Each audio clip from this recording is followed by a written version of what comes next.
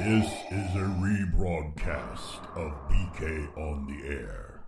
If you hear a telephone number, please don't call, as you will become one with the dark side of the Force.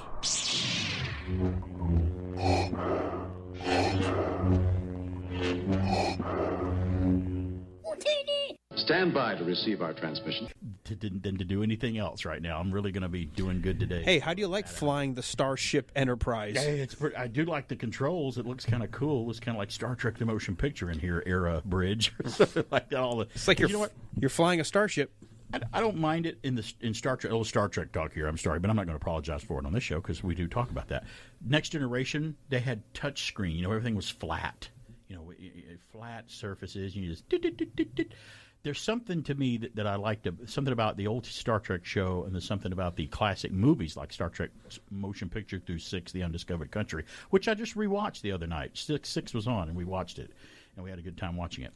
I love tactile buttons and knobs that they stuck I love with. knobs, too. I just think it's cool that, see, you recognized that when you said, but you didn't recognize what you said earlier. And I have to tell you on the break what we're laughing at you in the studio for earlier. You made a comment, and you didn't get it, but you said it, but I'll tell you. And when I tell you, probably because I don't have an infantile brain. No, it's a Kung Pao. No, it's a Kung Pao type thing. It's just that it's that type of humor, sort of. It falls within the same Kung Pao type realm. But I think you'll get it once I tell you what it was. But yeah, so it's BK on the Air here, working with a cool new transporter from Star Trek, the transporter room here. The new board it's beautiful. It's wonderful to look at it. It's also updated. big. It's very, it's taking up a whole lot more room in here. Yeah. The screens here on our control board is about to fall off onto the floor over there. It's inching off just one little more inch. Yeah.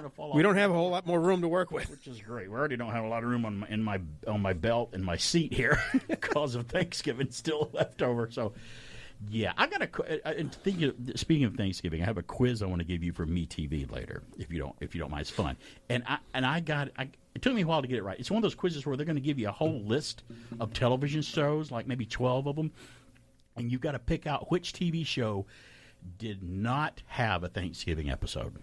Ooh, it's an interesting thing, and it took me because don't you assume they all do? Yeah, I clicked like 3 of them, and on the 4th one, I think I got it. I'm like, wow, I didn't know that. Oh, I didn't know that one didn't. Oh, I didn't know that one didn't. So it'll be a quick quiz, or it may take a while for you to go through them if you get them wrong, because it'll tell you as you get them wrong or right, if you're right, but you can only guess one at a time. So that's going to be fun. We might squeeze that in. It's a Thanksgiving leftover thing later on in the program today, because we still got Thanksgiving leftovers. We don't have any food left, by the way, from Thanksgiving. It's all gone, thank goodness. I don't think I'd want it this far away. People will munch on them for like a couple of weeks after, and it gets to the point where it's a little unsafe. I don't care how long you've been refrigerating stuff, but it's like 4 it's not days. Like canned food, which will last 5 to 10 years sometimes. No, it's 4 days unless you freeze it. Don't care. Some people don't care.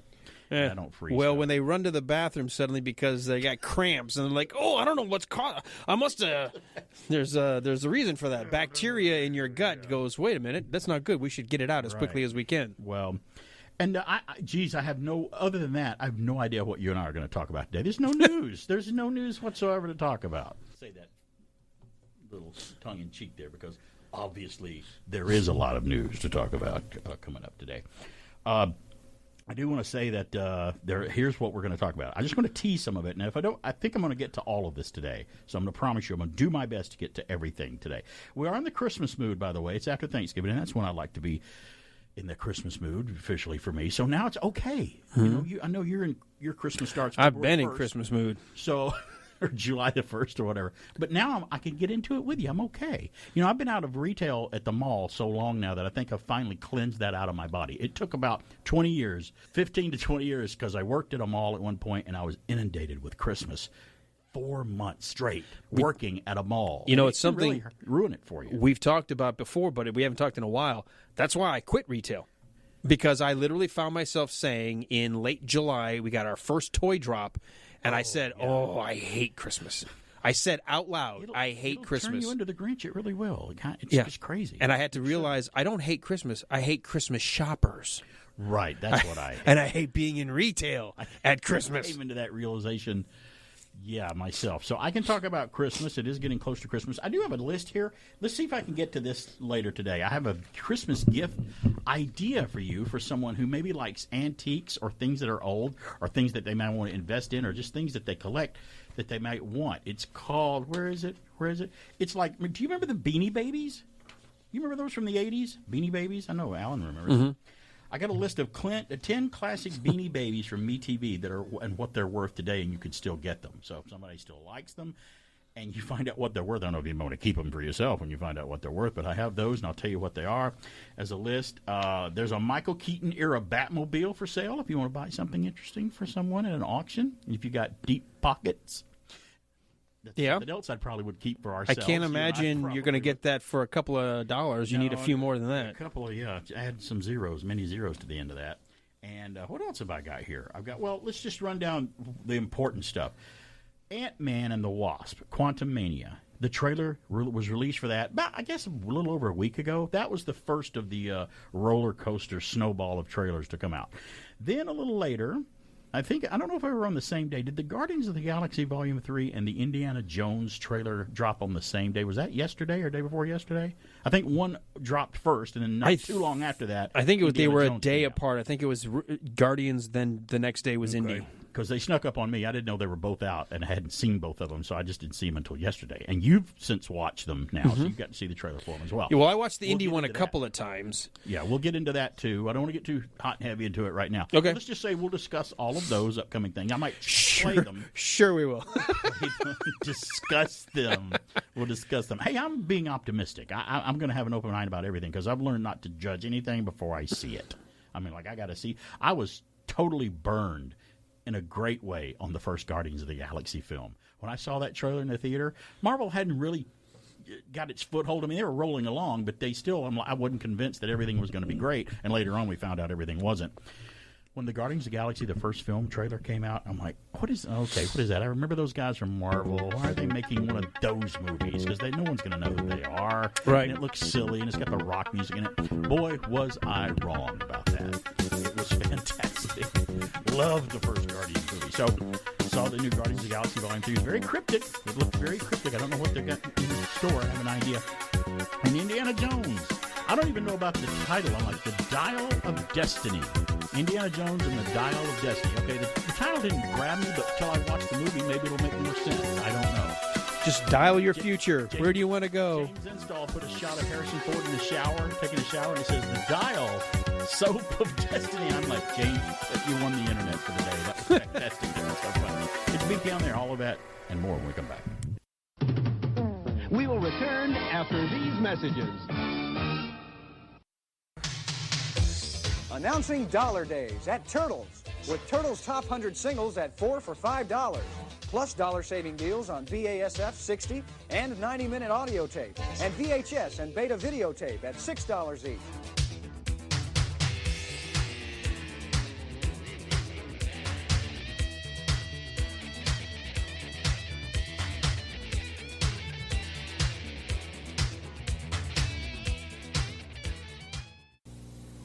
There's only one Tic Tac, the original mouthwack. Daddy bought me the best mints money can buy. But nothing matches the whack of a Tic Tac. I drifted for a while. Lozenges, breath mints, but you can't beat the old whack. There are lots of substitutions, but there's only one taste sensation like Tic Tac, the original mouthwack. Now there's a Tic Tac with berry on one side and cherry on the other. A Tic Tac double whack pack.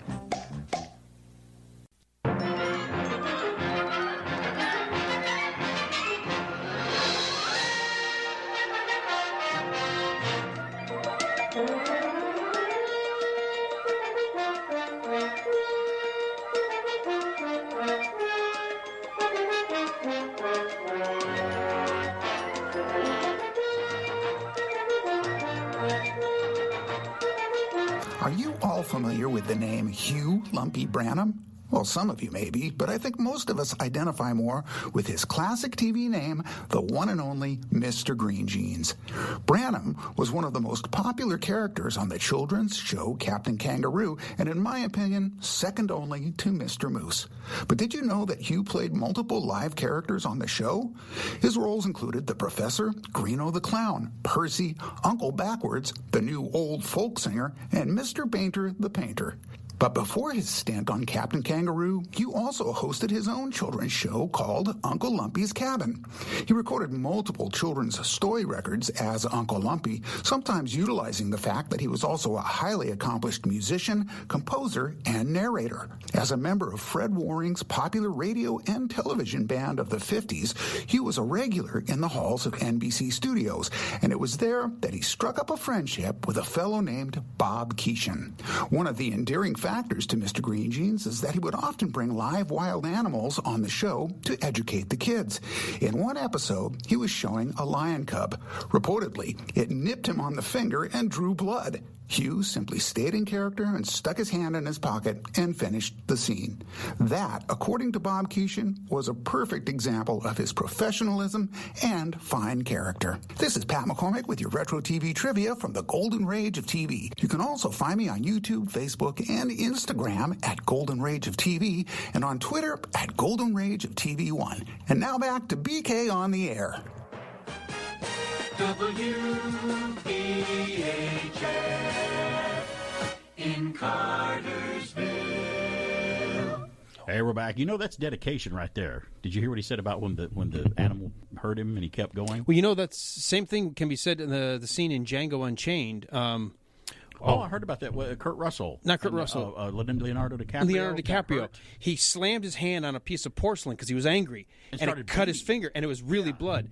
Here's the gross thing about it. I remember at one scene, he starts smearing it all over the actress's face. Jennifer Leigh was played the girl, the black girl from Fast Times at Ridgemont High. Her, yeah. And so, it was the other girl. It was the black girl, but she was in it. Yeah. Okay. Oh my God! And I try to imagine acting through that because the director hasn't said cut, so you just stay in character. And it was bleeding pretty good. You can do it. Yeah. That's just amazing. I'll go less serious with another thing. One episode of Gilligan's Island, Alan Hale Jr., who played the skipper, he was one of the episodes where he had to go up into a tree or whatever, or a fake tree on the set or whatever. The branch broke. The fake branch broke, and he went down and hit the floor and broke his wrist and arm. And, you know, he kept filming the rest of the scenes for about an hour or two for the rest of that day with the broken bone and didn't say anything about it until filming was over. And they're like, he goes, yeah, my arm is hurting, but I don't know. And it's like, well, go get it checked. I'm like, oh, it's broken in two places. Yeah, wow. So that's, again, another consummate performer. Jackie Gleason broke his leg or his ankle during a live skit in The Honeymooners back in the 50s, but kind of kept going. But he was giving signals to people off camera, I'm hurt, let's end this scene. And they kind of had to, because it was all live. That's fun to like when we learn the behind the scenes of things like that, because you know, one of my all time favorite movies, Lord of the Rings, there's a scene where Viggo Mortensen's character is mad and he kicks a helmet. Well, these helmets were like real steel, like armor. Oh yeah, he broke his toe, and you hear him go, ah! It's real. It looks like he's mad about the fact that they've lost the hobbits, but no, it's because he broke his toe. They had to actually, right? Wow. And they had to kind of change the shooting around a little bit because he was walking with a limp, and your hero can't be going dragging a foot, right. you know. You know the first movie I saw him in was Witness with Harrison Ford. Yeah, he's one of the Amish. Yeah, he is. In Witness, I think.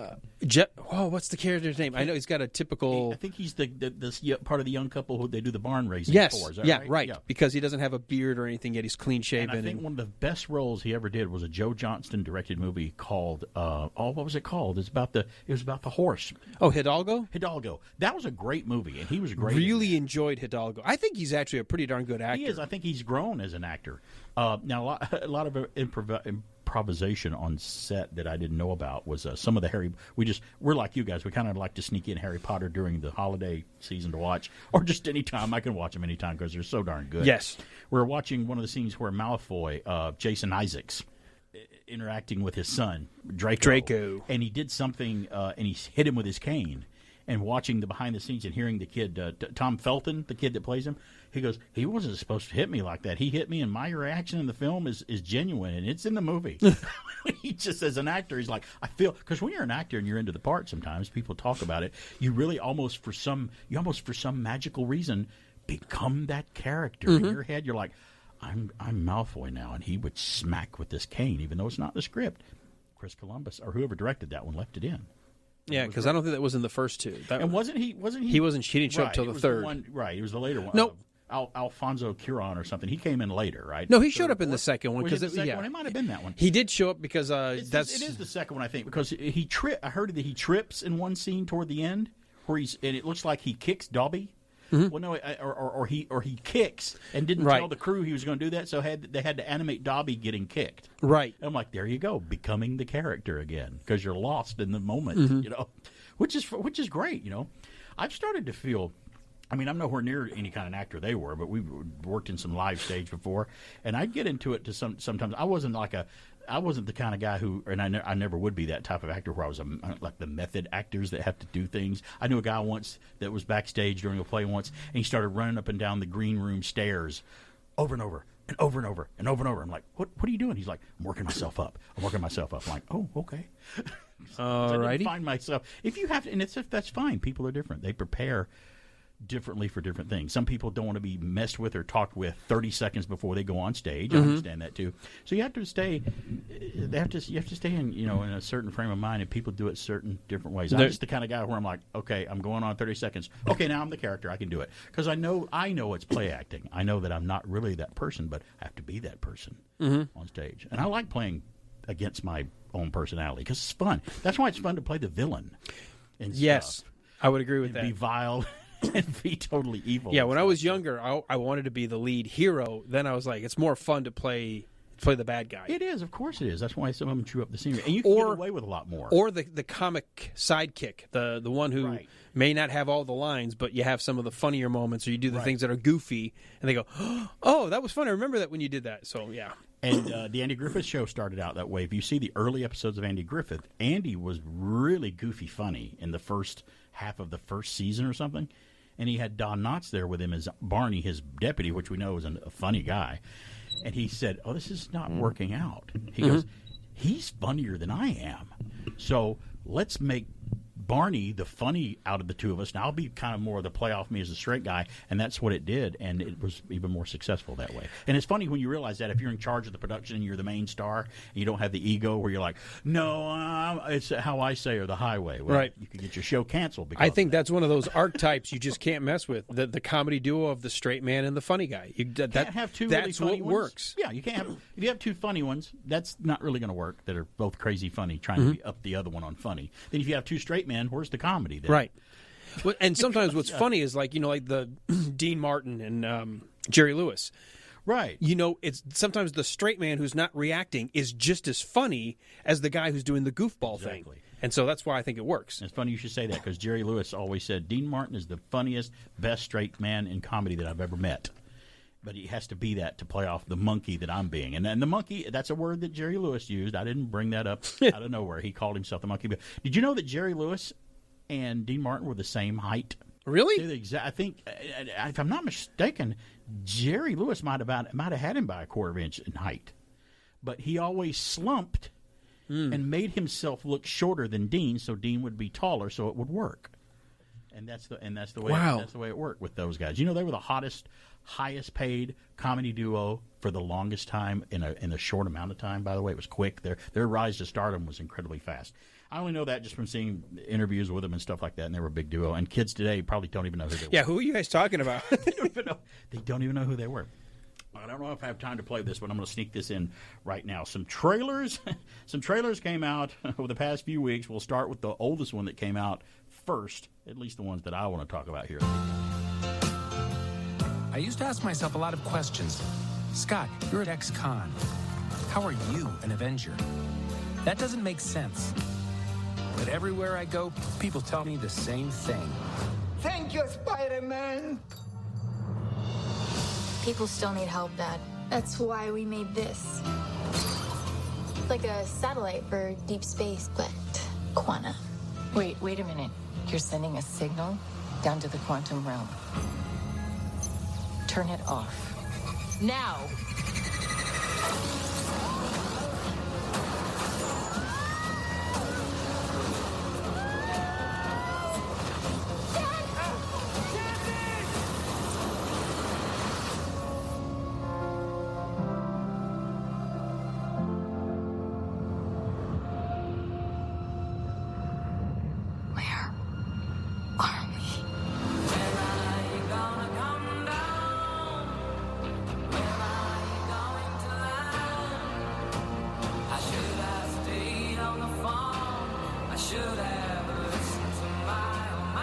Secret universe beneath ours.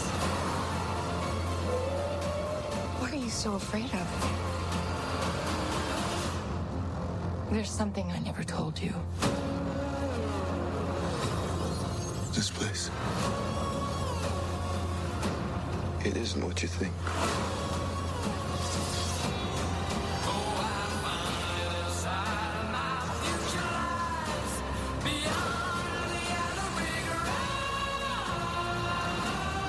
I can get you home. And give you more time. If you help me.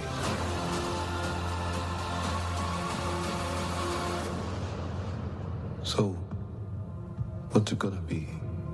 Ant-Man and the Wasp. It's BK on there. We're going to take a break. We'll talk about it and more when we come back.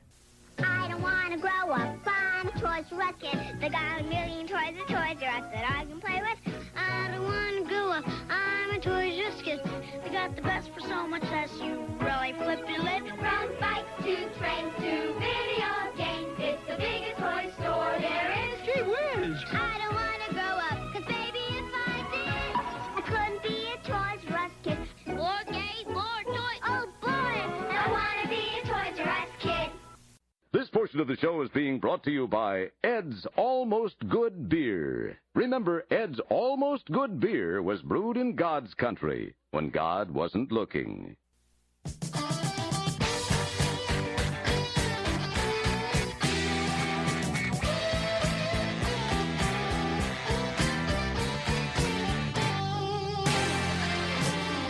Hey, we're back. It's Pete Day on the air here on AM 1450 and 100.3 WBHF. Having a wonderfully good time here with Alan Sanders, as we always do every Saturday. You heard the trailer to Ant-Man and the Wasp.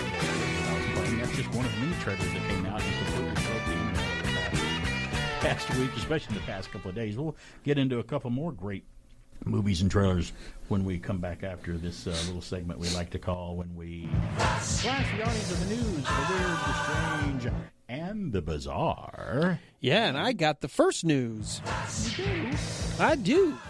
Well, you assigned it, so yeah, I'm assuming. Well, I just gave it to you. The word assign is so formal. Yeah. It sounds like I'm like somebody of authority. I'm like, no, I just handed it to you. Here, take this. You can do the first one. Here you go. Take it. All right. A North Carolina man has what he believes to be the world's largest collection of hot sauce. Oh, really? Hot sauce. I'm interested in this. High Point resident Vic Klinko, who started collecting hot sauce around 26 years ago, said his collection now totals 11,000 bottles and is believed to be the largest collection of hot sauce in the world.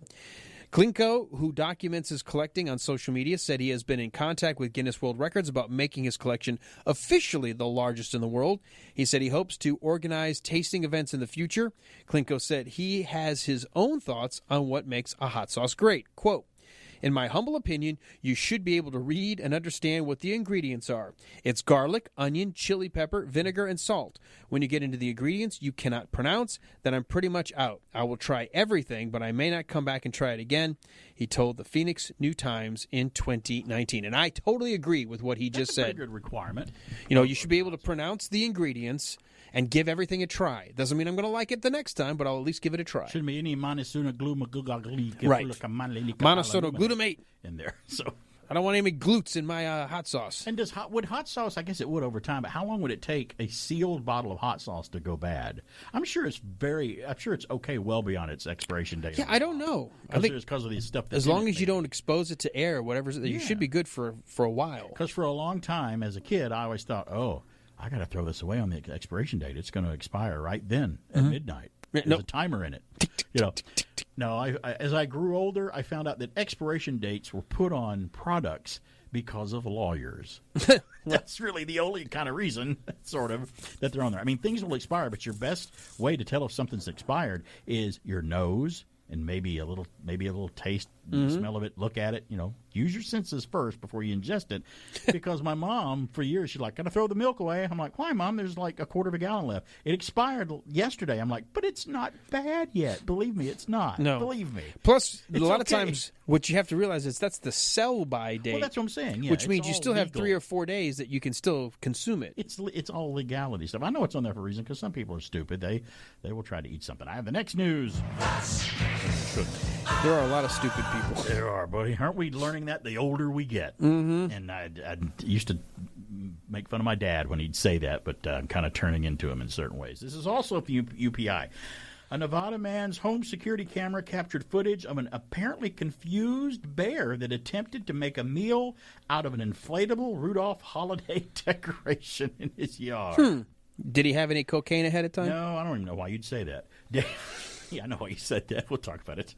Dave Lester of Zephyr Cove in the South Lake Tahoe area said in a Facebook post that he woke Saturday morning to find the inflatable Rudolph he had put out for Christmas had been shredded by an early morning visitor. Sad news, Lester wrote. Woke up this morning to Rudolph laying on the ground unresponsive. No amount of CPR or duct tape could revive him, unquote. Lester shared security camera footage showing the decoration being mauled by a bear that visited his yard about 5 a.m. He said the animal showed no interest in any of the other decorations. Of course not. This looked like one of his prey. I mean, it must have been a darn good deer Rudolph thing. The only thing the bear was probably confused about is, what's wrong with his nose? What the heck's that all about? The homeowner said... A lot easier to find. He had a group of bears, that are known to frequent the area, and are usually spotted about once a week. He said the bears occasionally showed interest in the inflatable Rudolph last year, but never damaged it before. So some of the bears came in and actually thought the Rudolph was real, he said, last year, so I guess they left it alone and didn't want to mess with it. They got to be careful because they might get electrocuted from some of those power that's going to those things. So, All right, I've got the next news. You know, there's still Christmas movies that take place now. The one you mentioned earlier about David Harbour from Stranger Things. Yeah, playing Violent Santa, Night. one. It's another one of those where it shows his reindeer on the roof, and Rudolph's not in there. The classic way of the reindeers, Rudolph didn't come in until 1956. I mean, the old way of showing reindeer was just 2, 2, 2, and 2. Right. You know, they had to have a certain amount of the reindeer, but in that movie, there's no Rudolph. I guess it would just be distracting to the story. Well, it wasn't Foggy. Maybe it only comes out on special. Maybe he didn't use them. So we're going to be like geeks always do and try to justify and explain Right. the thing in the story, like Star Trek That's what and you Star gotta Wars do. fans do. That's perfect. All right, UPI, a Virginian angler casting his line in the Chesapeake Bay said his most exciting catch of the day was not a fish. It was a message in a bottle. It was Sting. No, just kidding. Oh, wow. Sending out an SOS. Gregory Delasio of Alexandria said he was fishing near Maryland's Solomon's Island and having very little luck on Thanksgiving Day. The angler said he was almost back at the launch site when he found a glass bottle bobbing in the water. The bottle turned out to contain an obituary and several small rolled-up notes. The obituary was from a Maryland woman, Emma Jean Ennis, who died at the age of 82 last year, January of 2021. Quote, I didn't actually open the bottle because I assumed the letters were personal and didn't want to pry. It didn't seem respectful. D'Alessio, who posted photos of the bottle to Reddit, said he called a phone number on the obituary that was marked as being for anyone who found the bottle. The person that responded was very grateful, told me, quote, I made their Thanksgiving, which made me pretty happy about having a bad fishing day. Yeah. D'Alessio said he returned the bottle to the water in accordance with the family's wishes. A nice, decent ending to the Aw. story. That's kind of cool. No, we could make a Hallmark movie out of it. I mean, if you can make Cocaine Bear, come on, there's a movie right Please there. don't, though, because I watched a Hallmark movie last night.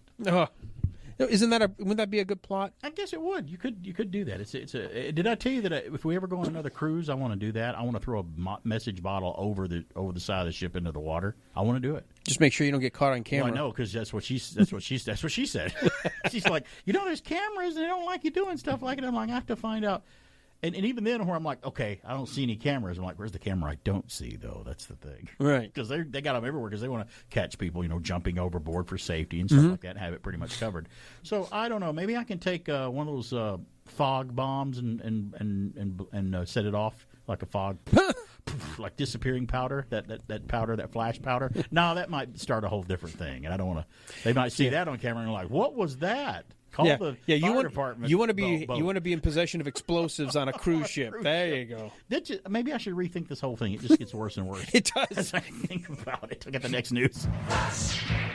Let's move on and forget about that. Move along. From UPI, the U.S. Postal Service. Oh, I gotta put a qualifier on this. The U.S. Postal Service is seeking volunteer Santas to answer letters from children as part of the organization's annual Operation Santa. The USPS said volunteers will be asked to browse through letters to Santa and adopt the ones that they love.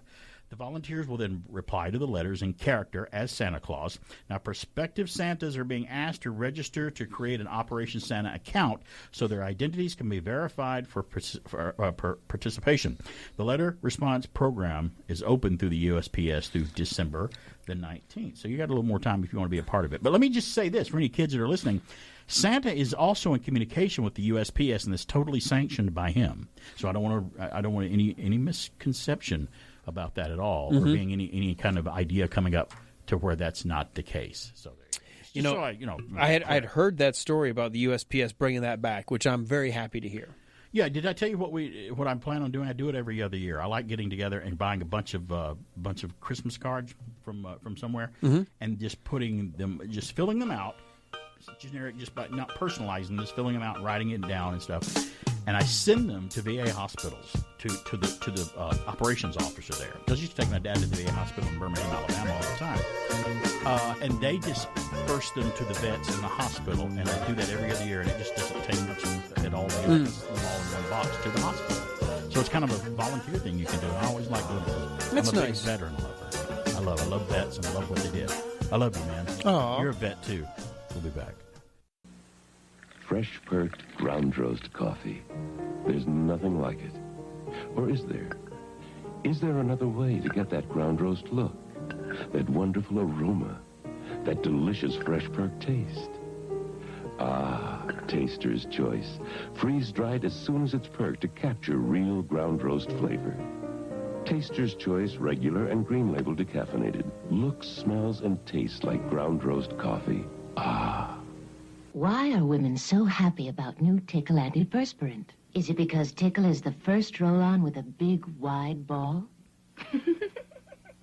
Is it because Tickle has a new, quick-drying formula? Or is it because Tickle helps keep you dry all day?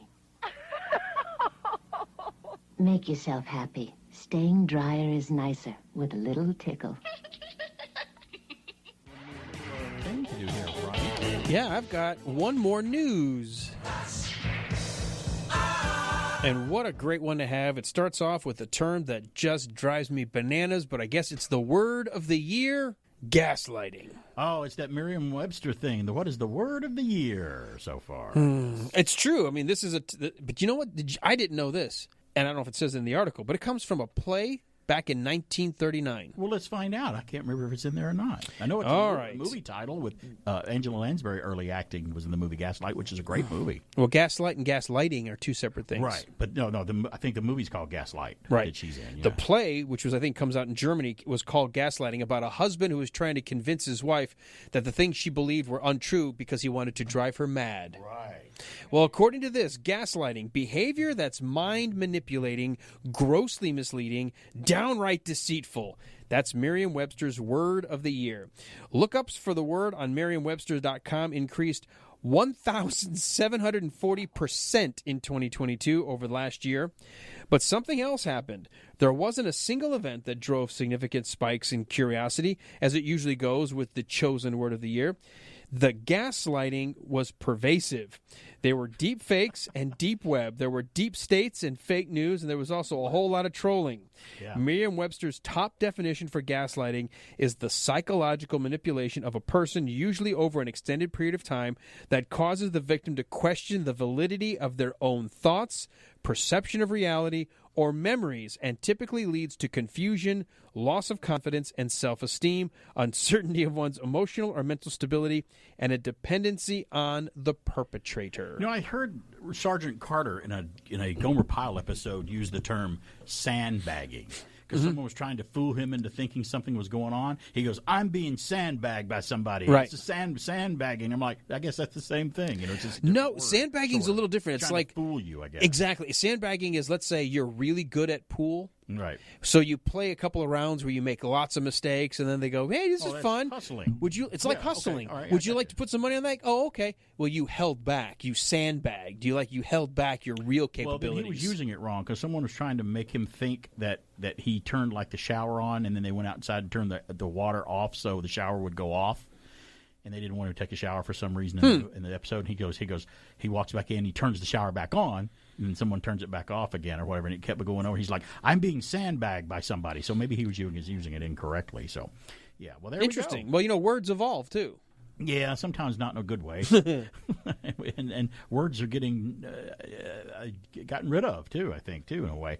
Well, earlier in the program, you heard it, we did play the trailer to Ant-Man and the Wasp, Quantumania, which, by the way, that movie opens on my birthday, February the 17th next year, so I'm going to treat it like a birthday present because I'm like, oh, I'll go see Ant-Man and the Wasp because I'm a big Marvel MCU fan, and I want to see what goes on in that. Alan, you saw the trailer, too. It looks like, and he was never given a name in Loki, the guy that shows up at the end that was kind of controlling everything. That I didn't like his performance in Loki. So one thing I didn't like the way he was acting because he was getting on my nerves then. It seems like he was almost ad-libbing his dialogue, but I don't know if he was. But it's the actor's last name is Majors, and I can't remember his first Lee. name. Is it? That's not Lee.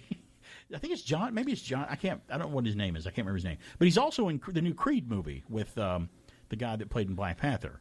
Okay. Michael B. Jordan. Yeah, he's in Creed, but he's playing the villain in Marvel's cutting his name. Kang the Conqueror is who this guy is. So, and this is not the same character from Loki. It's the same actor playing him, but they're in two different universes or realms or whatever. Huh.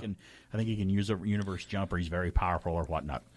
So that's him in the Ant-Man trailer. You saw the trailer. I was pretty impressed by the trailer. I did like their use of the Elton John song. I like it when they do that. They'll sneak that song in. It's kind of getting to be an old shtick now of doing it, but it still works. It grabs your attention because it's an old classic rock. Of all the trailers that have dropped in the last week and a half or two, the one I'm most excited to see is Ant-Man and the Wasp and Quantumania. That's a long title.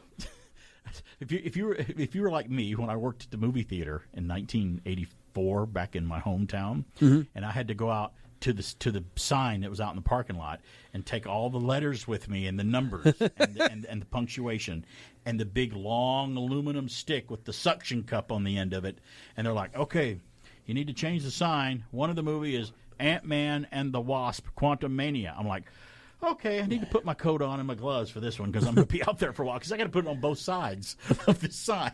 Oh, my God. It's out there on the road the old way back in the theater. Thank goodness back then in the day, the theater I worked at was only one screen. It had one movie that would play at a time. Still, I think it may have been one of the last ones left in the early 80s in my hometown of Center, Alabama. Isn't that crazy to think about?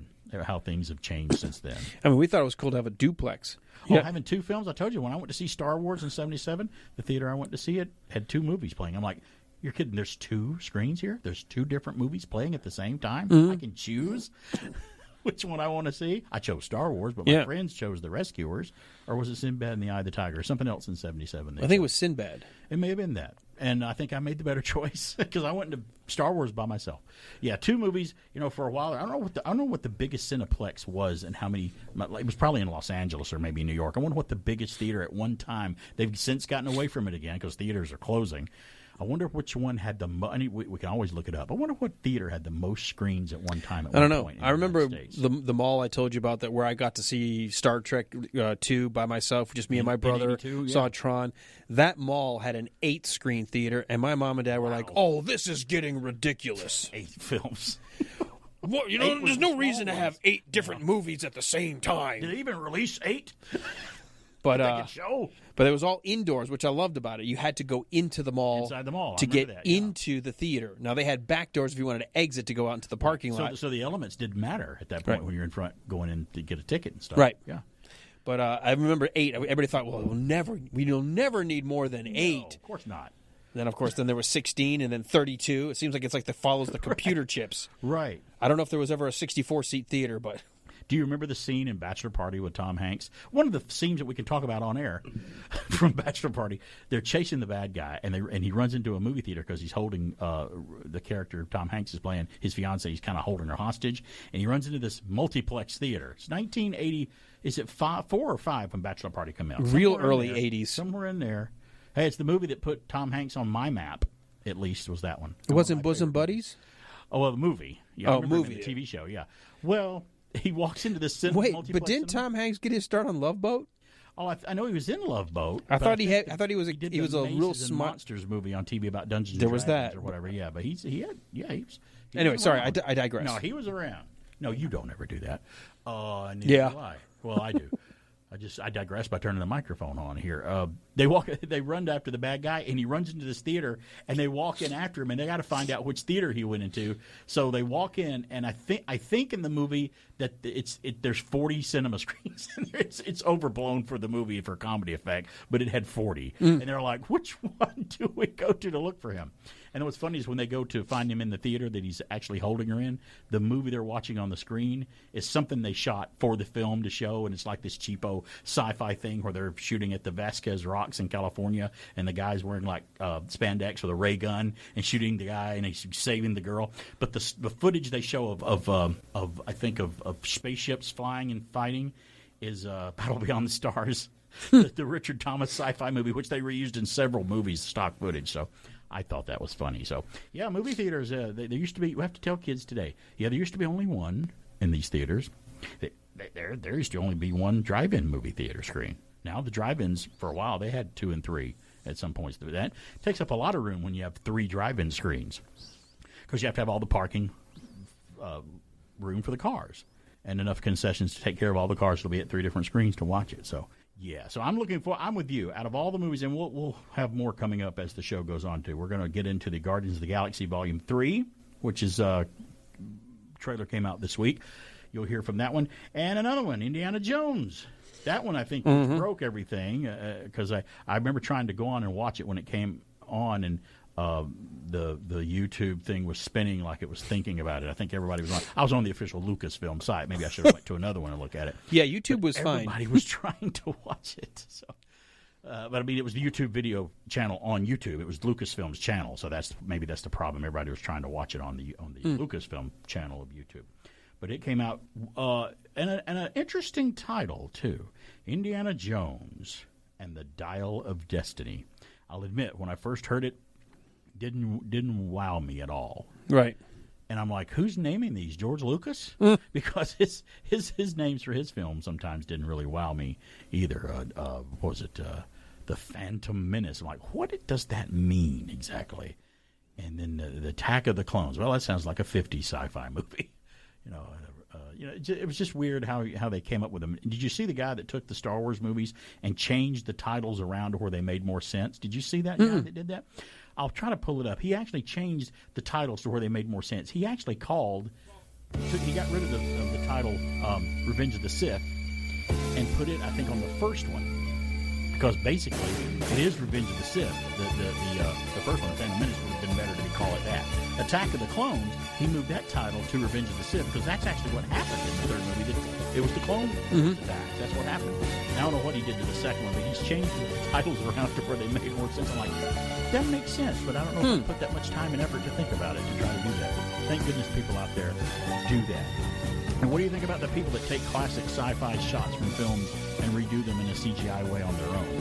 Like the Battle of the Mutar Nebula and the Wrath of Khan, they CGI them themselves and go, oh, it would look better like this.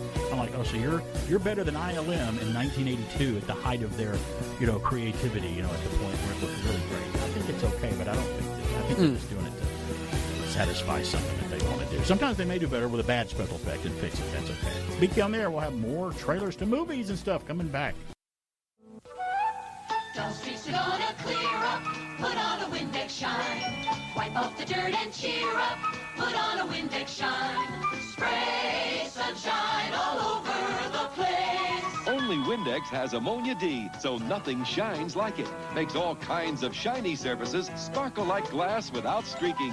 Spray sunshine, it makes you feel fine when you put on a Windex shine. My My Tupperware lady has the freshest ideas, like all sorts of sizes and other surprises. My Tupperware lady has the freshest ideas for locking in freshness. Go to a Tupperware party and see whole bunches of convenient ways to store and serve food. And more delicious colors. Go to a party soon. Your Tupperware lady has the freshest ideas for locking in freshness. We now return to our program. Stand by to receive our transmission. You should see him. He's doing the show here with me, but he's looking at that out of the corner of his eye. Then at the commercial break, he's turned all the way around, kind of really watching it, with a thing of popcorn, and he's really into it and watching it. But I guess they're losing, huh? Yeah, they're down 2-0. Everybody's, I guess, got a vested interest. Everybody wants America to win. We've still got 40 minutes of gameplay left, but we'll keep an eye on it. Not sports. I still root for the USA. Come on. I don't even watch the Olympics, but I'll root for the USA. I'm from America. America. That's right.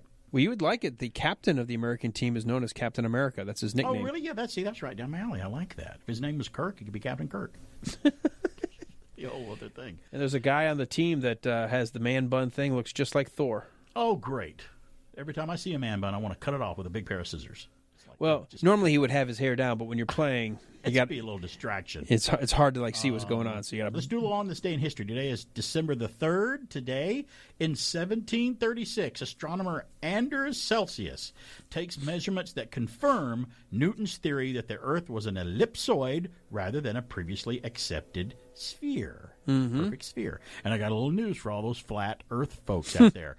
The thing that surrounds the Earth is called an atmosphere, not an atmosplane. An atmostrate, or whatever it would be called. It's atmosflat. It was atmosflat. Yeah, that's what it's called. And it's really called that for a reason. On this day in history, a train went by the radio station. Yeah, sorry.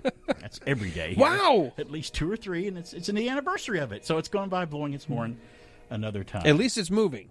Yeah, at least it's moving. On this day in history, 1931, you could buy this for the first time. You worked too hard, you ate too much, the cheesecake made you greedy. Let your aching head and stomach hear this message from old Speedy. Alka-Seltzer, plop, plop, fizz, fizz, oh, what a relief it is. Plop, plop, fizz, fizz, oh, what a relief it is. Ah, those speedy Alka-Seltzer bubbles burst into action to relieve your upset stomach and aching head fast. Use only as directed. Oh, what a relief it is. What a relief.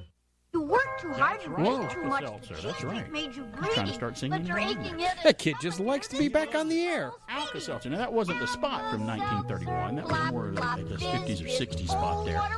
But, yeah, Alka-Seltzer goes on sale for the first time in history on this date in 1931. I had no idea it was that long ago. Much to the happiness of many hangover folks out there suffering from a hangover or whatever they might need. I've never been able to use Alka-Seltzer for whatever reason, for what it's supposed to help. It's just I can't get by the fizz and the tickling my nose and just the way it tastes. I don't know. I'd rather take a spoonful of Pepto-Bismol or something else other than that. I don't know why. Do you realize I have never once tried an Alka-Seltzer? You've never lived until you took an Alka-Seltzer tablet as a kid and just put it on your tongue. I don't think it's meant. There's probably some direction on the back now. You're not supposed to do that. Do not place in mouth. Or do it at the same time you press the 9-volt battery to your tongue. That's a really jumpstart you. And chew on tinfoil with silver fillings. I'm not saying do that. Please don't say, hey, BK said to do that, so I did it, and now I'm in the hospital with an upset stomach or something. Today in history, 1950, a broadcast legend began his national radio broadcast on this day. Paul Harvey started in 1950 his broadcast national radio show today in 1950. I had no idea that it was that long ago. Again, maybe for that one, I didn't think he started until the 60s, I thought. But no, I would be wrong, wouldn't I? So, yes. Today on this day in history, 1968, Elvis Presley's Comeback Special airs on NBC. It's his first live performance in 7 years, hence why they call it the Comeback Special. It relaunched his singing career. As it had kind of, you never think Elvis being in a slump, but he kind of was there as they transitioned from 50s music to the 60s. There was a big music change, but he kind of came back with this electricity on NBC, hosted this Comeback Special, and it was phenomenally popular. And they were, again, screaming, I guess, to watch him sing. On this day in history, 1972 at the box office. What was number one at the box office 50 years ago? Lady Sings the Blues with Diana Ross was number one in the box office 50 years ago. I still haven't seen that. I think, isn't Billy D. Williams in that with her, Lando Calrissian? Maybe, but I've never seen that. Yeah, really? Yeah, he's not playing Lando, just so you know. Today in 1982, guess what the number one song was 40 years ago in 1982? I know we've been playing around with 1982 all year because it is 40 years ago since it's 2002, and we'll have to change it after the first of the year to 1983. 83. So it's 40 years ago, because that's close enough in history for us to really remember that. It wasn't... It's by a solo artist who used to be part of a group. And he had what's so it's got to called be Michael Jackson? He had a super mustache, too, by the way. Oh, super mustache. A super one. I mean, he had a mustache that would probably put Burt Reynolds to shame. And Burt and Tom Selleck were supposed to be the mustache kings. But was this Lionel Richie? It was Lionel Richie. It certainly was. So now you know the artist. Now, was it Hello? Wasn't Hello, no. Is it Dancing on the Ceiling? It's another song with one-word title, though, like Hello. You're close. Goodbye? was there a goodbye? No, it was not that one. Could be Aloha, which means hello and No, goodbye. It wasn't Aloha either. That'd be Don Ho. He's the one that sung those songs. Tiny bubbles. That's right. See, I'm amazed you know who that is. Do not know what the song is. Well, you mean you truly don't know what song it was? It's Truly. Truly. Oh, okay. The song Truly. I didn't know that was the title. 1982, 40 years ago. I remember Truly very, very well. And on this day in history, in 1985, someone said goodbye to something. From the Siberian ice cap to the Eiffel Tower, from the center of the earth to the streets of San Francisco, has James Bond finally met his match? Find out in A View to a Kill. Yes, A View to a Kill, James Bond, Roger Moore. On this day in history, in 1985, Roger Moore said goodbye to playing James Bond. He actually had kind of an announcement, I guess, on this day in history. And View to a Kill in 1985 was the last movie he did. A lot of people said he should have hung it up long before then. I never thought about that. I could have watched Roger Moore until he was in his 80s. Wasn't he in his 80s? No, I don't know how old he was. But I could have watched him. To me, age doesn't mean anything. I mean, I used to watch a TV show called The Equalizer. Well, good. You'll like Indy 5. Yeah. Well, at least for some of it, until he's de-aged, you know. But I don't like thinking you can't do anything just because you're old. I think if you can physically do the part and do it the way it's meant to be done, you can do it. Then do it. Yeah. Well, I think a little special effects might help you along, or a stuntman. Well, yeah. That might be okay. Oh, of course, yeah. And by the way, 2017, the first pizza party in space held by astronauts on the International Space Station happened on this day in history. That's cool. 2017. I didn't even know that happened. I wonder what it had on it, and I wonder if any of the toppings floated off of it. Maybe pepperoni, a little bit of hamburger over there. Hey, I got an anchovy over here stuck in the computer terminal. What's going on? Ooh, something's fishy. BK on the air. We'll be back. To say that you behaved childishly is an insult to children everywhere. Hello, Americans. This is Paul Harvey. Stand by for news. On Cullendon Lane, Jacksonville, Florida, Chuck Buick finally gave up. Chuck enjoys marijuana, so he decided to accept Paul Harvey's suggestion. He gave up. He went to the phone. He called me. He ordered a bong. Bong, that's a pipe used to smoke marijuana. I want you to hear this carefully because you're thinking about a Valentine's Day present for somebody you love very much. Quote, my marijuana bong arrived Saturday, and after I opened the box, I was in shock. My eyes were locked open wide. My whole house was now a concert hall. I went to the washroom, and even from there, it sounded like a real live lady singing right outside the door. Quote, with heat eating your ears, you're gouging out and tearing loose and pulling apart, gulping air and tasting black. Your windpipe is closing, and you've lost track of which way is out. There's a searing ember down your neck. Search, rescue, ventilate. Somebody's singed a kitten. Quote, I'm listening to all of my old CDs again because I have never really heard them before. Now, for that Valentine's Day gift, it's not too early for you to choose a bong. If you're anything but happy with it, I'll buy it back. To locate your nearest dealer, telephone 1-800-282. Bong.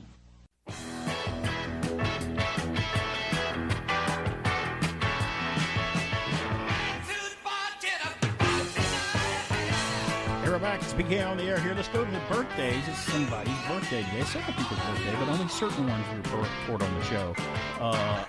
Andy Williams, American singer who sings one of our favorite Christmas songs that we love, that starts out that we love it. We hear that song, I'm immediately in the Christmas mood. It's the most wonderful time of the year. It is.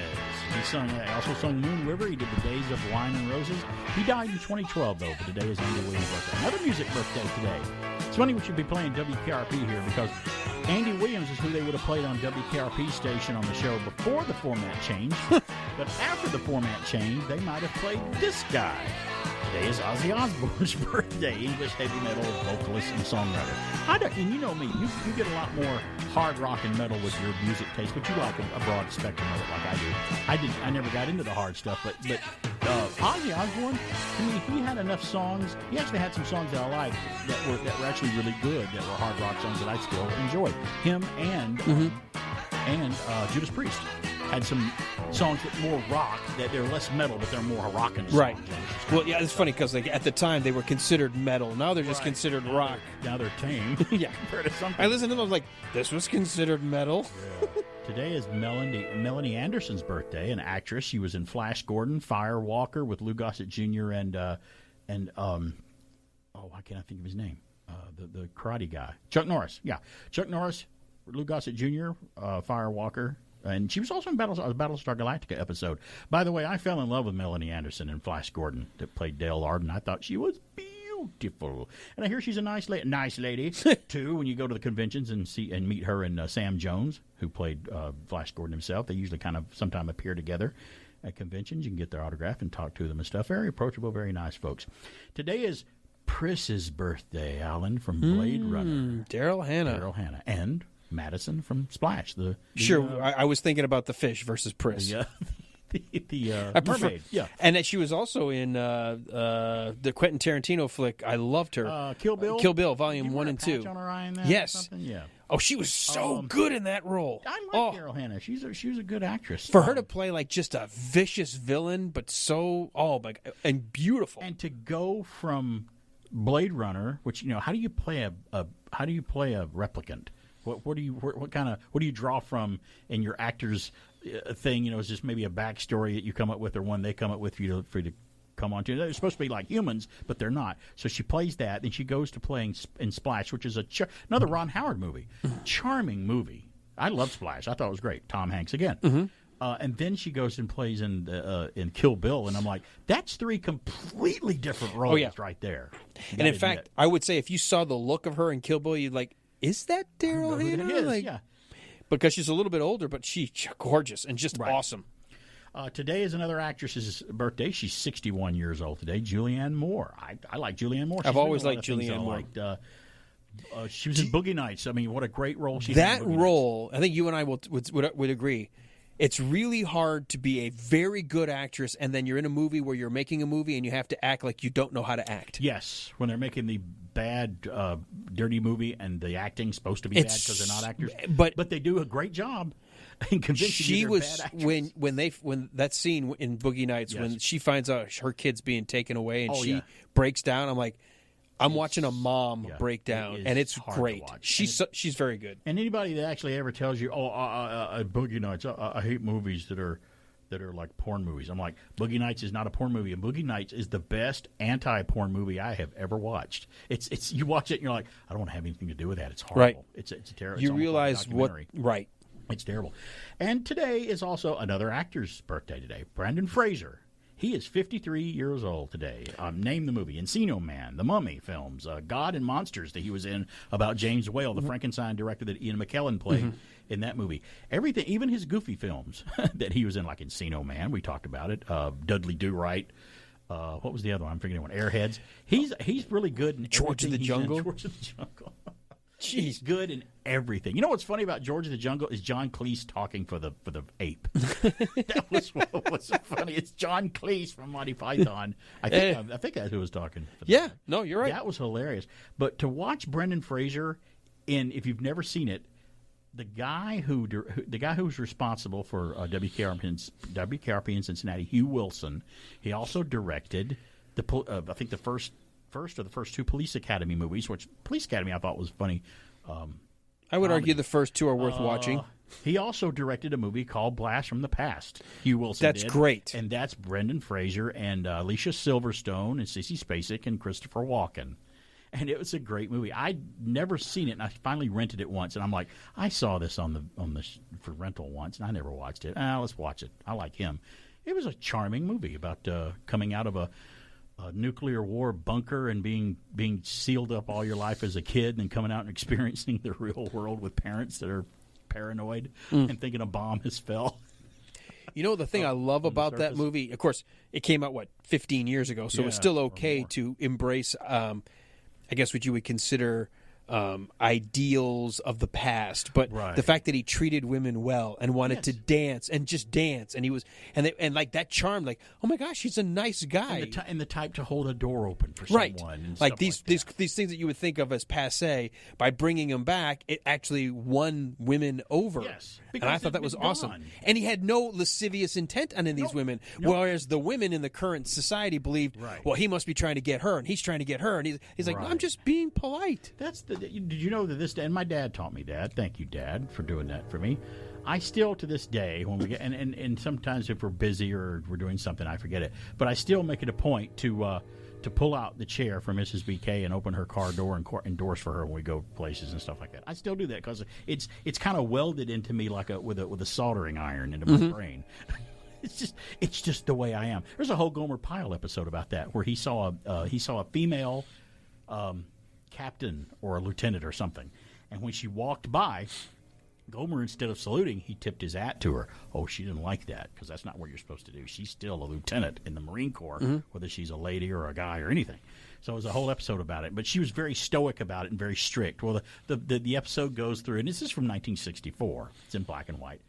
And at the end, by the end of it, Gomer's being punished for doing that because she gives him extra duty to come and work in her office every day, and she's having him look through the card Rolodex section, no computer in this office, looking through the cards and put them all in alphabetical order. And she goes, and just to make sure you know what you're doing, Private, every time you see a female officer's name, you stand up and salute the card. Don't tip your hat to the card, you salute it. And we fast forward to the end. Gomer Pyle's always have a nice message at the end. She becomes a little less stoic and military, and because he brings out the nice person in her and stuff like that. And at the end, she goes, "Listen, Private, I've gotten to know you. You're very nice. If you should forget and tip your hat at me, and if no one's looking, I won't mind. Just make sure no one else sees it." So that's the way the episode ended. It was another time, kind of like Blast from the Past. That's another little story like that. I mean, there's nothing wrong with it. I don't see anything wrong with that, and I probably never will, no matter what we accept as we go along into our future. We do have a future, don't we? I hope so. I don't know what it's going to be like. It's always National Something Day, and today is it's the same as any other day. Today is a thankful day. I know it's past Thanksgiving, but today is National Roof Over Your Head Day. It's nice to have That's one. what day it is today. It was created as a day to be thankful for what you have, starting with the roof over your head. There are many things that we have that we take for granted, and do not stop to appreciate how fortunate we are for having them. Now, during the week, Mr. Alan Sanders here hosts Bartow's Morning News here at WBHF. We cover local news and everything else here at the radio station locally. And I heard you talking this week about the movie It's a Wonderful Life with Jimmy Stewart. You were talking one morning. That National Roof Over Your Head Day could dovetail with that film and the message and the meaning of that film, meaning how important you are, being thankful for who you are, maybe thankful for what you have. The whole movie is based on, what if I didn't exist? What would life be like around with the people? Well, and the whole idea that I don't really matter. Yeah. Who am I? Right. The banker, Mr. Potter in town, he told me, you're broke, but you have a life insurance policy. You're more valuable dead than alive. And he really took that advice because he wanted to jump off the bridge and kill himself. Well, as we go through the movie, and I always thought that It's a Wonderful Life is basically really a good hour-and-a-half Twilight Zone episode, because that's something like the Twilight Zone would do, show somebody what it would have been like without, a picture of a man who thinks he's better off dead. I mean, Rod Serling could have opened It's a Wonderful Life and narrated it, because he did get showed how life would be different had he not been there. I mean, he wouldn't be there to stop the what was it? What did he do? He stopped the guy at the drugstore he was working for from prescribing the wrong medication that day. The old man that was Right. the druggist that wasn't paying attention to what he was doing. He goes, "Wait, you've prescribed poison to this person by mistake. This would kill them," and he stopped that. Mhm. So if he wasn't here, that person would have wound up dead. It's a domino effect, I guess. It really is. It's a really good flick. I remember being mad I waited so long to finally watch it. And Always in my top it's crazy. We were talking about it was a flop at the box office. A lot of them were. Here's So was Frank Christmas Capra, a World War II hero. Right. He's got this wonderful movie where it learned to be thankful that you matter. Basically, the movie could be called "You Matter." And you would think at the time, in the times that it was released, it would have been successful because of the message it had. Right. It seemed like a But I'm tailor-made glad 50s it film. grew over time and has become a perennial favorite. I think it made it more successful and more popular the way it did that. Christmas Story flopped when it came out.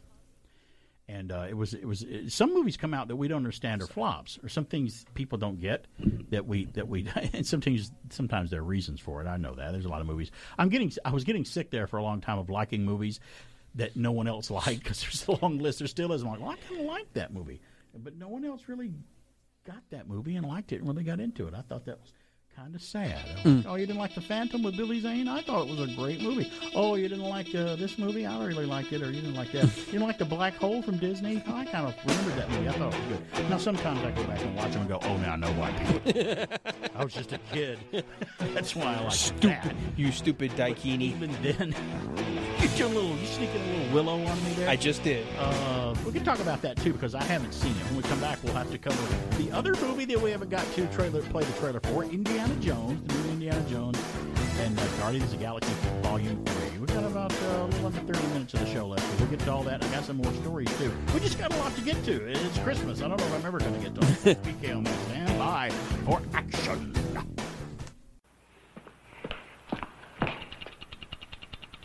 Hi, you got a bomb in here? Shoot no, Sergeant. Just telling folks about Post Toasties, the toasted cornflakes. Post Toasties, get it? Toasting makes cornflakes taste better. Makes them crisper. Shazam! Post cereals make breakfast a little bit better. It's so handy having Q-tips round the house. You can do so much with Q-tips round the house. Your pets deserve loving care. Clean their ears, eyes, and paws with gentle Q-tips cotton swabs. It's so handy having Q-tips round the house. You can do so much with Q-tips for hygienic first aid. Sterilized Q-tips are the safe way to apply ointments and antiseptics to little cuts and scrapes right on the spot. And Q-tips have a soothing touch. They're soft as pussy willows.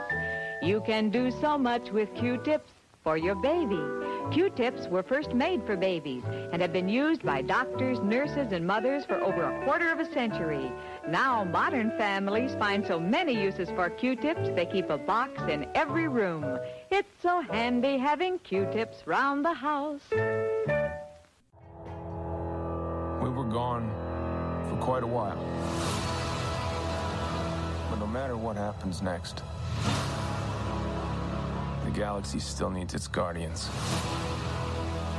Hello, we come in peace.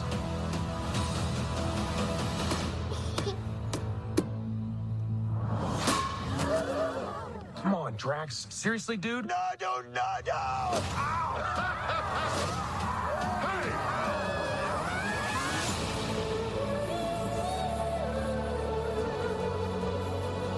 Don't forget where we came from.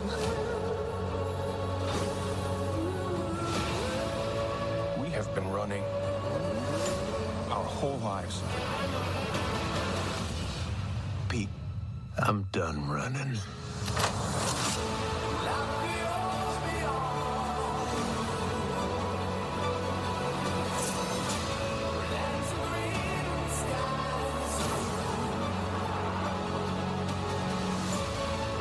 We'll all fly away together. One last time. Into the forever and beautiful sky.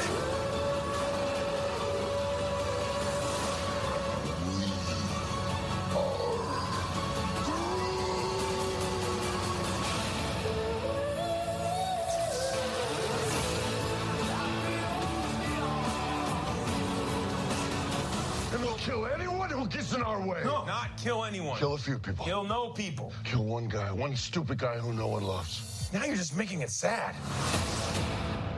Yeah, right there. Guardians of the Galaxy Volume 3 trailer from the MCU. Sounding a little, I don't know, cryptic and a little depressing. It's exciting, but looks like there might be, I don't know, something bad going to happen to them. It sounds like when you hear the trailer and when you see it. Go on YouTube or wherever you can find it. There's a lot of action in there, but I didn't want to play it, but it was a lot of dialogue too. So if you want to see it, go check it out on YouTube. Guardians of the Galaxy Volume 3.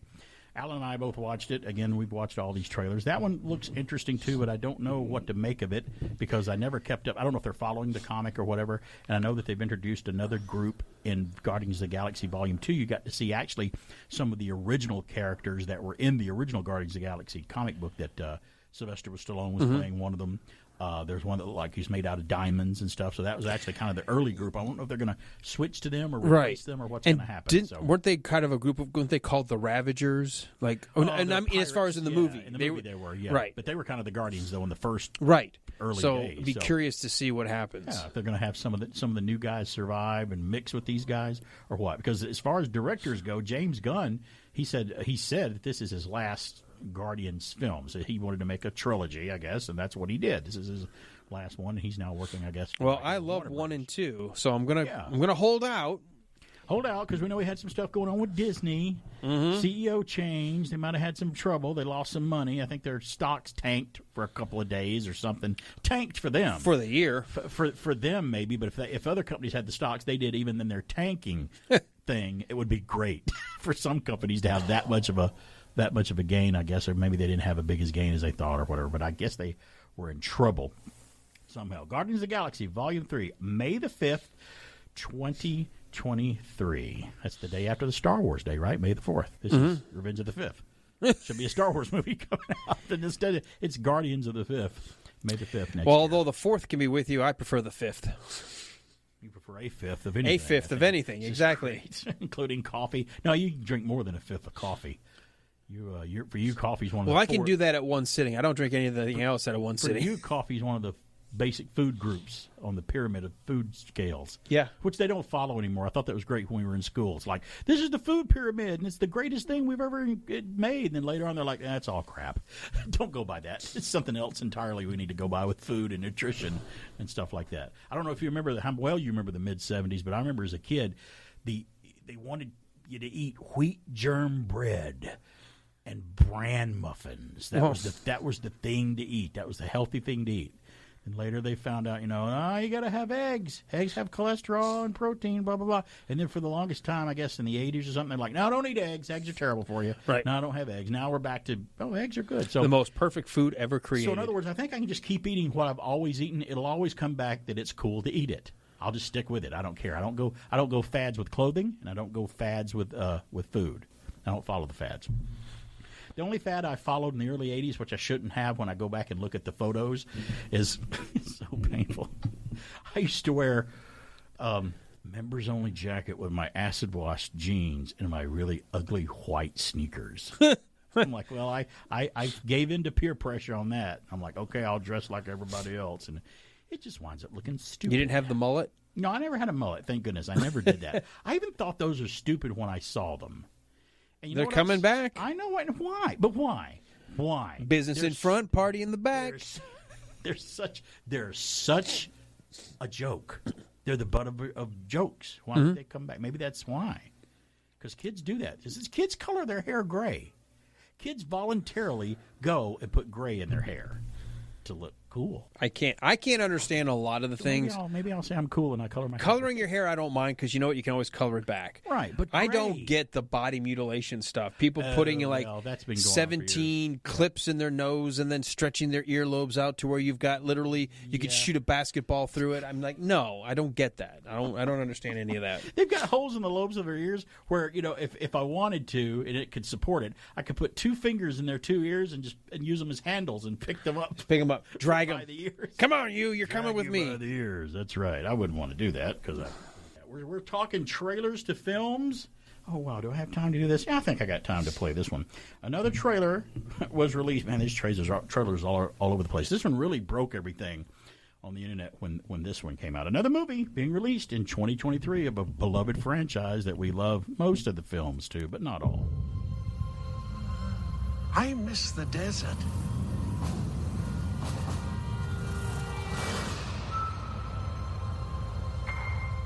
I miss the sea.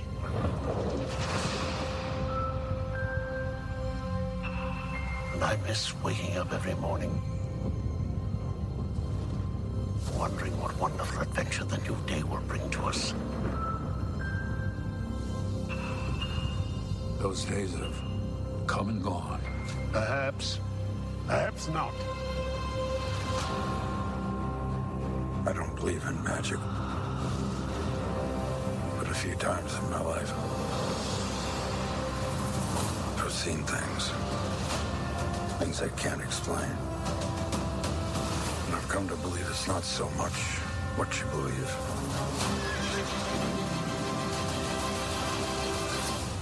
It's how hard you believe it.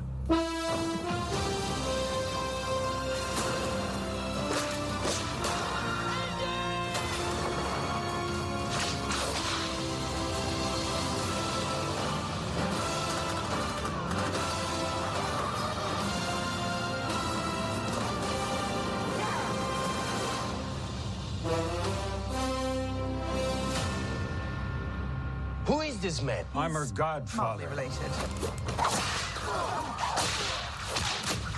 Get back.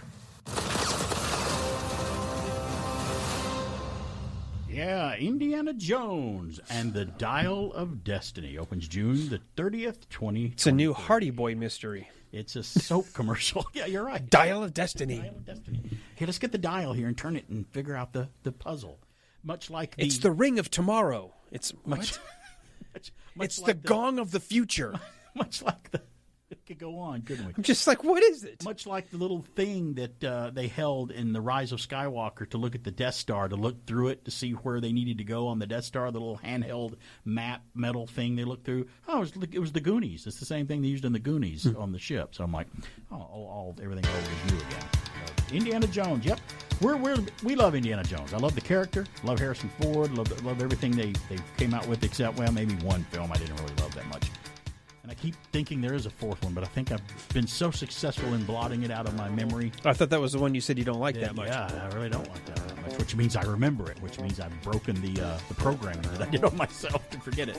I'm going to be I'm going to stay optimistic on this one. I know that you're not. You said, no, the things I'm hearing, I'm less optimistic. So we'll see what happens. We'll see which one of us is disappointed. We'll both be very glad if you're wrong. If you're wrong on this one, then you'll be totally happy. I'll be happy to be wrong. I'll be wrong. I got way too much of a weird vibe watching the trailer. I'm like, Indiana Jones. Be on the road. We'll be back. Indy, over here. Indiana Jones, at your service, Toad. Ah! Indiana Jones and other action figures new from Raiders of the Lost Ark collection, each sold separately. Watch him, Cairo, swordsman. Yeah, watch my swing. Yikes! Phew. All downhill from here, swordsman. You'll be sorry, Jones. Tricked you again, Toad. Indiana Jones, Tote, and Cairo Swordsman action figures, each sold separately from Raiders of the Lost Ark collection, new from Kenner. Merry Christmas, Merry, Merry Christmas from your Kmart Christmas store. Save on sweaters and on hats, bowling balls and baseball bats. Cameras, TVs, bikes and plants, goldfish, bath toys, slippers, pants. Mirrors, dresses, perfume, socks, toasters, roasters, robes and clocks. Candy, records, films and toys at Santa Land for girls and boys. Christmas smiles light every place at Kmart's Christmas saving place. It was kind of one of those places that we went to as a kid, Kmart. I know it's not really around much anymore. If you think about it, how the mighty have fallen. Is there a Kmart open? I think there are a handful left. A handful? Okay.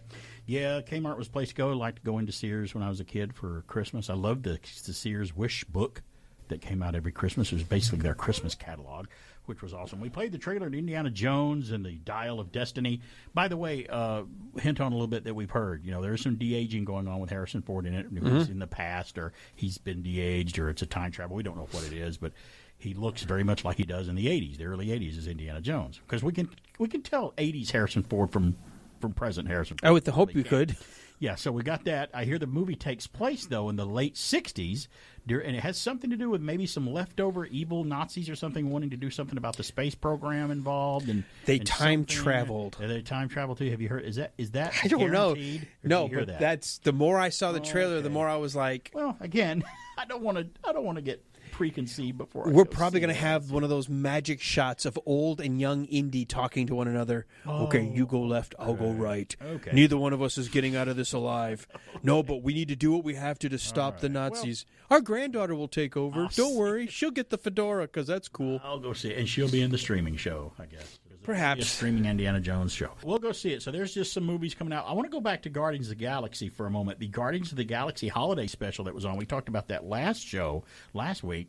A lot of people, this comes from the AJC, Atlanta Journal-Constitution in Atlanta. A lot of people were mistaking an actor in the Guardians of the Galaxy holiday special for Mark Hamill. There was a scene of a guy taking a swig out of a bottle and profile with a beard, had gray hair, and it looked kind of like Mark Hamill, but guess what? That was not Mark Hamill in Guardians of the Galaxy, the holiday special. They also thought, since they were making fun of the holiday special Star Wars, that they put Mark Hamill in there.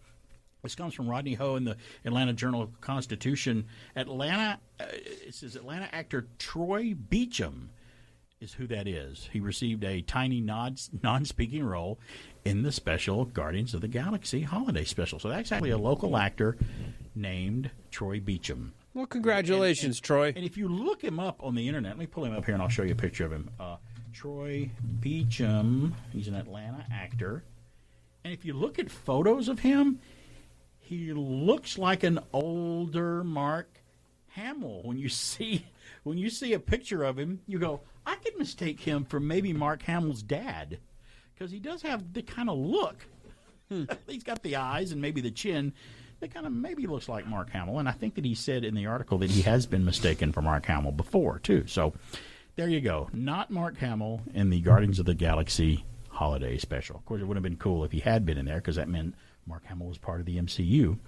And he still could be. I mean, anybody can be cast at any time to be anything. Who knew that we were going to have several actors jump ship and go to each side? We had J.K. Simmons playing J. Jonah Jameson at the Daily Bugle for Spider-Man in both universes, by the way, Tobey Maguire's and the Tom Holland. But he also went over and played Commissioner Gordon in the Batman versus Superman movie for DC for, I think, that and Justice League. He was playing Commissioner Gordon in Gotham. So he kind of crossed over. We've had Michael Keaton crossover from Batman and DC Warner Brothers to Spider-Man the Vulture, playing another bird, by the way. Another flying creature. Bats aren't birds. And then playing him in a movie called Harvey Birdman, which was yet another movie about a flying creature.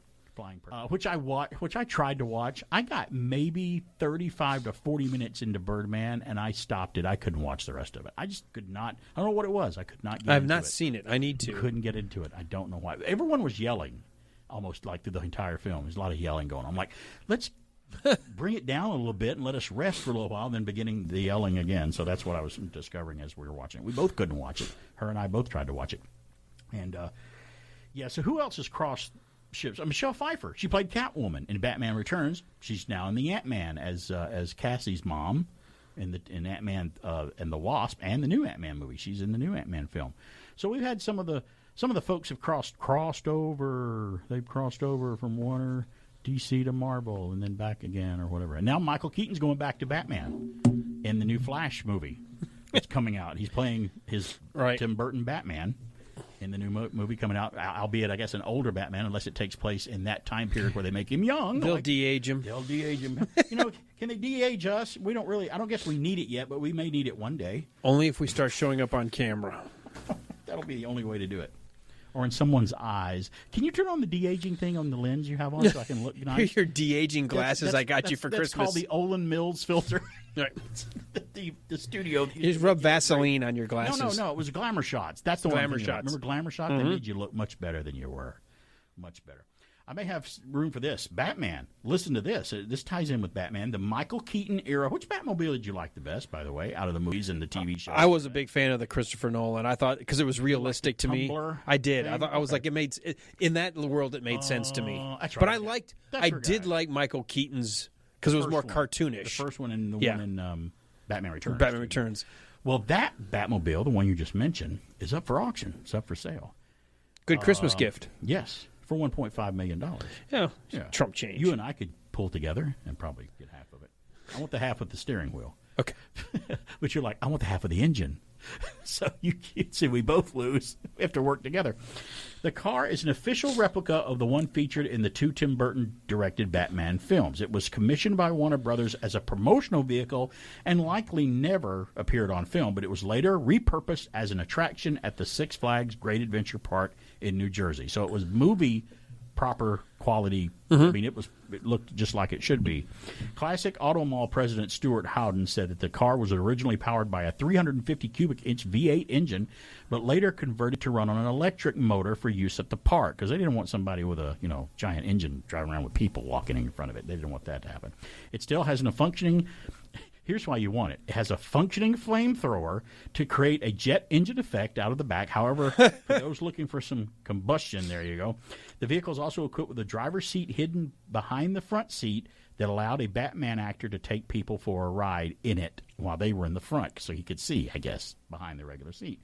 The car had been left abandoned for some years before recently being purchased from the park by its current owner, who put it through restoration. It reportedly runs off a 48-volt battery. I never even heard of a 48-volt battery. That's interesting. And has a top speed. This is how fast it can go. You want to guess how fast it can go? 20 miles an hour. You're close. 30. 30 miles an hour. It's a slow Batmobile. The Batmobile relies on its tricks, not its speed, right? Well, when you're driving on man-made sets Right. in a soundstage. Even at 30, that's going to hurt if you get hurt by an electric car. A kill switch hidden below the side bodywork was installed so that someone outside the vehicle could disable it in the event of an emergency. You know, when you got people hanging around it at a park. The Batmobile is on display at the Classic Auto Mall showroom in Morgantown, Pennsylvania, which doubles as a museum with a collection of over 650 vehicles, all of which are for sale. That's the only difference between these vehicles in a museum and vehicles somewhere else, like maybe the Savoy. I don't think any of the vehicles here locally at our Savoy vehicle are for sale. No. Museum, are they? Not now, that I'm aware somebody of. comes over there and goes, hey, I'll give you $10 billion for that car. Somebody might go, okay.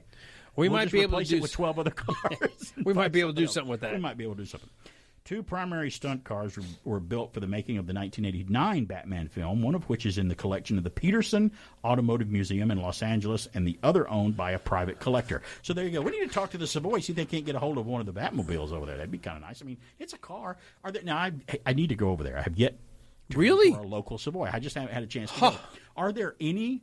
They're all real cars. There's no fantasy cars over there from movies or TV. Not yet. They haven't done anything like that. Thinking about doing like a traveling exhibit of some 2 kind? years ago, when it was first being talked about, there was a discussion about that. So there's just so many things that they can do that just you can't do them all at once. The time. Well, it's just a matter of fact of having the possibilities are endless. You could get a Batmobile. I know the guy. I kind of know the guys because we met them at the convention when they showed up here in Cartersville at the Civic Center one day. When we did a remote over there, they had a 60s Batmobile from the 60s Adam West Batmobile. What could you get in the Savoy? They could locate maybe a Starsky and Hutch red Torino with a white stripe. You could go with Munsters cars out there. The Monkeys. Remember the car on the Monkeys? It was like a hot rod car. If I showed you a picture of it, there's so many Hollywood icon vehicles. Ecto-1 ambulance would be great. Name them. The General Lee from the Dukes of Hazzard. Just do a Scooby-Doo mobile. Scooby-Doo mobile, the Mystery Machine. Machine. The Mystery Machine, and then you could get have a van exhibit, the A-Team van. The black van from the A-Team with what was the little orange stripe? The red swoop on it, like a reverse Nike logo. A Knight Rider Trans Am. Knight Rider, you could do that. I mean, there's a lot of entertainment vehicles you could get to do that. Just 77 Trans Am from Smokey and the Bandit. Even the tractor trailer with the Smoking Bandit that had the painted mural on the side of the I'm not sure they'd have room for the tractor trailer in there. That would be outside. They'd have to build it's in the parking lot. Tent awning for that. That's a temporary exhibit on the outside. The possibilities are endless. Well, you would like, because the big block exhibit is getting ready to shut down, but they're getting ready for a throwback to the 50s Finns era, where they're going to have all of like the Christines out there, 57 Chevys, and the Plymouth Fury that Christine was, and all those. Oh yeah, I was watching. I don't know how I'm going to tie another Gomer Pyle into this, but I am. For a while, for several episodes, Sergeant Carter on Gomer Pyle drove a car that looked just like Christine. It is the 57 Plymouth Fury that he had on the show. Because I'm like, Sergeant Carter owned it before Arnie did. And Christine, he's the guy that sold it to the guy that it killed, and then it went to Arnie. Sergeant Carter had it first. It's all one big universe in your head, isn't it? And we don't know it, but Sergeant Carter's dead now because it killed him. It took him over. Well, thanks for being here. Had a good time as always. We're looking forward to a lot of movies. 2023 is sizing up to be another big movie year, and we're probably going to go see some of them. It's Geek Down There. I'll see you on the podcast. I can't hear